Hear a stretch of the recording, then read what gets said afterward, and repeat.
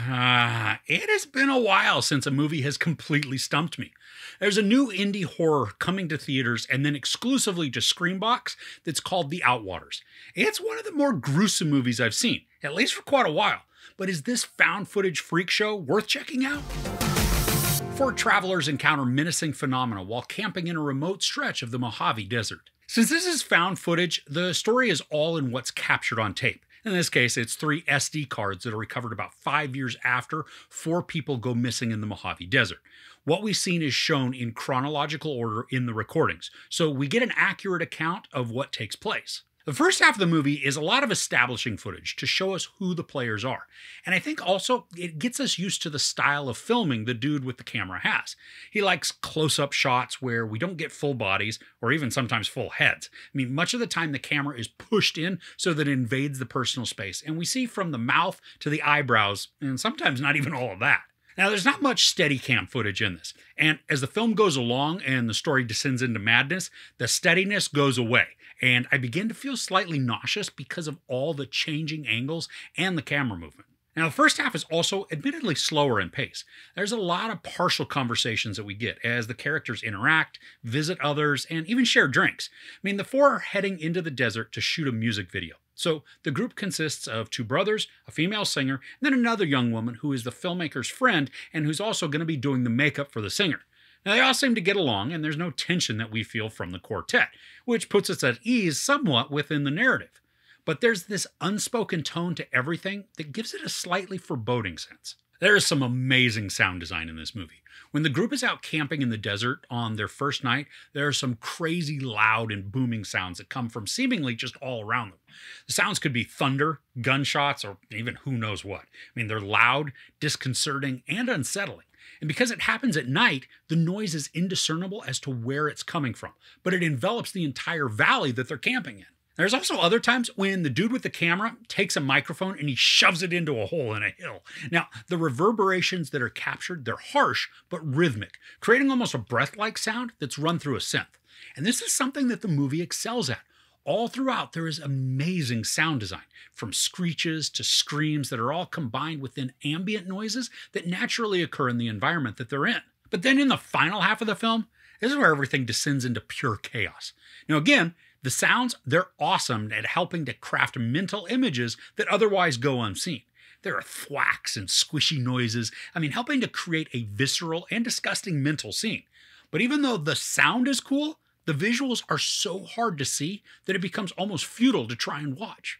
There is a very narrow field of vision through many of the night scenes where the only light that we see is coming from a flashlight, but that beam is only illuminating a very tiny dot on the landscape. It's like the camera either needed to zoom in or the flashlight needed to cast a wider glow because while the sounds, they add creepiness, the lack of visuals or anything to focus on, it detracts from the atmosphere. I was spending a ton of time just trying to discern what was happening, so my focus was more intently directed to what was barely being shown by the slivers of light. And when there are times that the light is illuminating something enough to see it, most of the time, everything's out of focus. So again, it's almost worthless to try and watch closely. There's also so much shaky cam mixed with very low light and then indiscernible visuals that it just takes away from the whole experience. The whole horror portion is barely visible, pinpricks of light on an otherwise completely black backdrop. Now, even though most of what we see is actually hardly visible, there is a sense to what's going on. But because we can't really focus, the imagery and the meaning, they're solely guesses for me. I can say that this takes on a sci-fi element and may even cross into cosmic horror, but I can't say with absolute certainty. I wanted some of the shaky cam to stop. Heck, even just put the camera on the ground while maybe a flashlight shines the way that the camera is looking so that we can get a glimpse of what's occurring. But even with all of the difficulty seeing stuff when the sun goes down, and sometimes even when it's light outside, the practical effects that we do get to see, especially at the end of the film, they're nothing short of grotesque and awesomely made. Talk about wanting to throw up a bit in your mouth.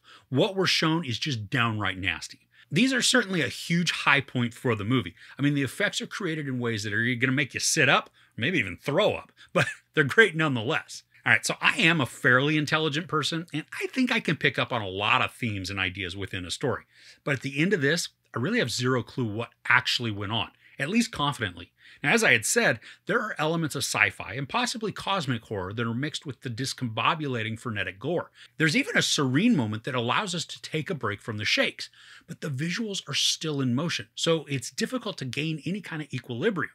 And while there wasn't a warning for my screening copy, there are a lot of flashing and strobing effects in this. And most of the time, it's isolated on a black screen. So if you are sensitive to strobes, be aware that there is a lot of that. So ultimately, I am a little torn on this. I mean, I enjoyed the setup for the characters and the setting, even though it is slow in pace, because it does help to establish the style of visual storytelling that we're going to endure.